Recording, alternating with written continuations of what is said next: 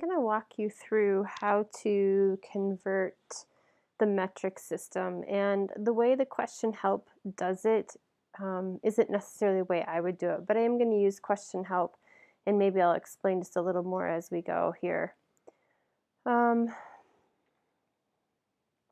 So first of all, you really need to conceptualize or think about this a little bit. So millimeters are really small. We would use millimeters to measure things like hair or fibers in something. It's really small. And kilometers are really large. So we measure kilometers as in distance from one place to another. So we're going from something very small, minute, to something very large. And so really it comes down to moving decimal points, but that's not how they show you here. So I'll work through it the best I can, and hopefully this will help. It takes 1,000 millimeters to make 1 meter. So 1,000 millimeters are going to make 1 meter, like a meter stick. You can think of a meter stick, which kind of looks like a yardstick, except for it's not quite a yardstick. And it's going to take 1,000 of those meter sticks to make a kilometer. So when I go out and run, I run a 5K, which stands for 5 kilometers, which is the same as 3.1 miles. So 1 kilometer is a distance that you drive or that you could run or bike. And we're talking about meter sticks, lining them up end to end to end to make that kilometer. So and this is where it gets a little bit confusing, I think, but we'll walk through it.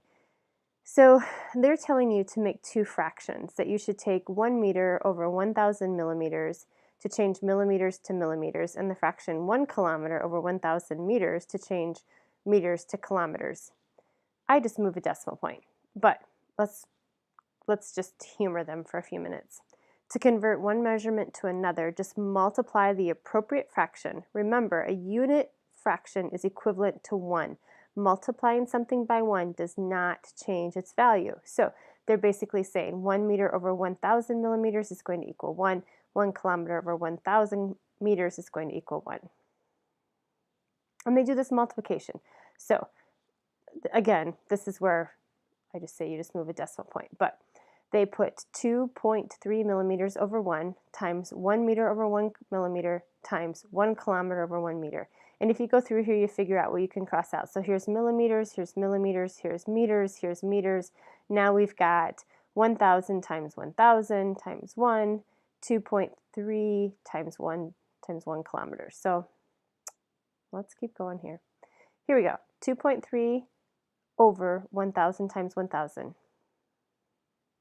This is where I said I just move the decimal. I go, okay, there's 1, 2, 3, 4, 5, 6 zeros, which means I am going to move this decimal 6. Oh, is there 6 zeros? No, I don't have my glasses on. I'm going to move that decimal point 6 times. So I hope I have this right.